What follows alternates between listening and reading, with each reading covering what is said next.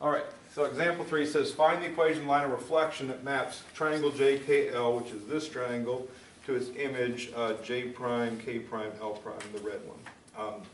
And a couple of vocabulary words I didn't mention yesterday, I'm going to mention today. First of all, a rigid motion. We might have discussed that in the homework.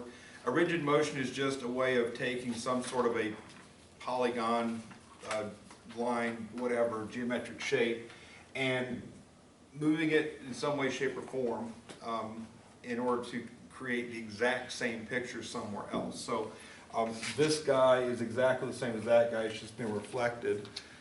There's also translations where you take something and move it, and there's rotations where you take something and turn it around, rotate it around some pivot point.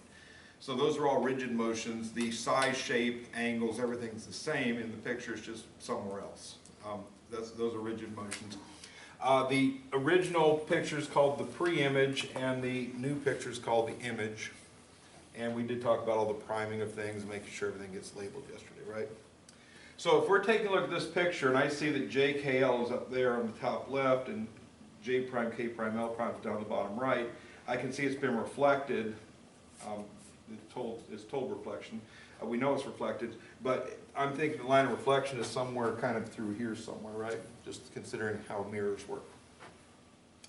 And what we learned yesterday was the points are the same distance away from the line of reflection, but yesterday it was the x-axis or y-axis. This one looks more slanty, like somewhere in here probably. All right. So the first thing we want to do is we need to find points on the line of reflection. If we want to write the equation of the line, we need 2 points. All I have to do is pick 2 sets of points. So the pre-image and the image for 2 of them. So for example, I can go with L and L prime, and I could go with K and K prime. There's nothing magical about the 2 I picked. I could have just as easily picked J and J prime. Doesn't matter which one you pick. But just pick 2 pairs of points, a pre-image and image point. And what I want to do for those points, I want to find the midpoint for each one of those pairs. So if I'm looking for the midpoint between L and L prime,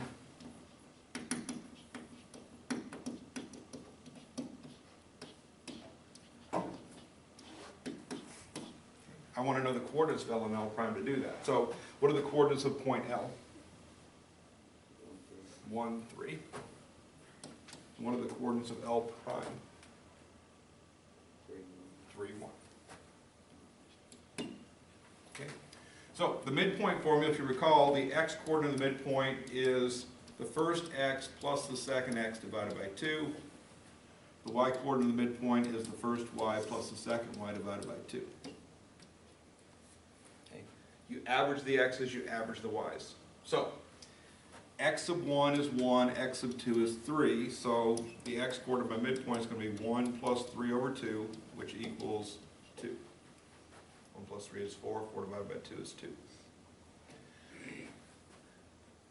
Y sub 1 is 3, y sub 2 is 1, so the y coordinate of my midpoint is going to be 3 plus 1 divided by 2, which is also 2, because 3 plus 1 is 4, 4 divided by 2 is 2. So the midpoint of the 2 L's is 2, 2. I can come up with my graph here and plot 2, 2 right there. That point lies on the line of reflection. So the L midpoint, I'm going to go L sub M, is 2, 2. I want to do the same thing for my K midpoint. So midpoint of K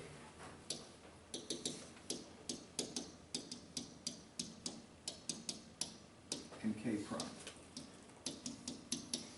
So I need the coordinates of K and K prime. So K is negative 3, 1, 2, 3, 4, 5. And K prime is 1, 2, 3, 4, 5, negative 3.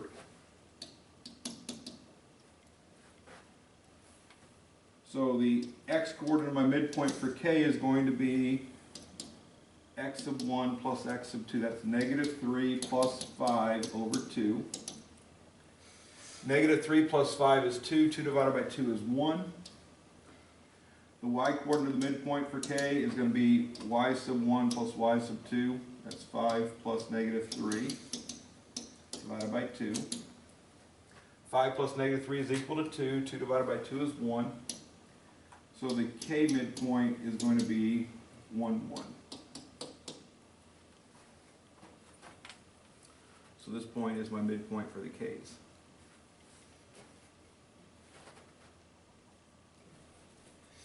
Now those 2 points lie on the line of reflection. And again, if I went from J to J prime, there's some point along here that's also on that line. I don't need that point, I just need 2 points to make the equation a line. So if we go back to the slope formula, the slope for this line of reflection, so let me draw the line of reflection real quick.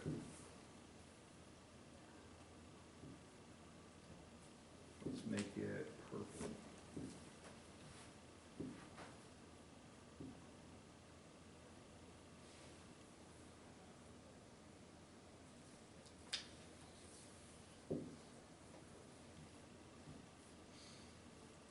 There's my line of reflection right there. Okay. Slope I can find using the slope formula. Y2 minus y1 over x2 minus x1. Or I can do rise over run if I want to. Take your pick. Do you guys want to go rise over run? You want to do the slope formula? Rise over run? That one? All right, so if I'm doing rise over run, I've got to go from the midpoint of K's to the midpoint of the L's. I'm going up 1 space. And I'm going right 1 space. Both of those moves are positive movements. The rise is the up and down, the run is the left and right. So the slope of this line of reflection is going to be the rise positive 1 over the run positive 1, which is 1. If and when the slope is a non-fraction, please write it as a non-fraction. 1 over 1 is exactly right, but 1 is better. 2 over 1, if that's the slope, would be right, but 2 is better. 1 over 5, if that's the slope is right, 1 over 5 has to be a fraction. So if it has to be a fraction, so be it. But if it can be over 1, writing as a non-fraction is better. And then, going back to how to find the equation line once you know the slope and points on the line. So I know the slope is equal to 1. I know that this line passes through the point 2, 2 or the point 1, 1. Take your pick, doesn't matter which one you pick. I'm going to let Mason pick which one you want to pick. The 2, 2 or the 1, 1? 2, 2. 2, 2. All right, so Mason's picking this point, and we're going to use this slope, and we know y equals mx plus b. So we're just going to replace the 3 things we know. Y is 2, m is 1, x is 2, and b is unknown. And mx means m times x, so 1 times 2 goes there. That gets me 2 equals 2 plus b, so what does b equal? 2 plus what equals 2? 0, right? Also, you can just chop the 2, move it over. 2 minus 2 is 0. Take your pick on how you want to solve it. So, once I know the slope and the y-intercept, slope is 1, y-intercept is 0, I write my equation, y equals 1x plus 0. That's officially the right answer. The better looking right answer is y equals x. 1 times x means x, adding 0 doesn't do anything. So I would say y equals x would be the line of reflection. So when you're asked to find the line of reflection, that's your technique. Find a midpoint, find a second midpoint. Once you find both midpoints, determine the slope. Use that slope with one of the 2 points to find the y-intercept, and then write the answer.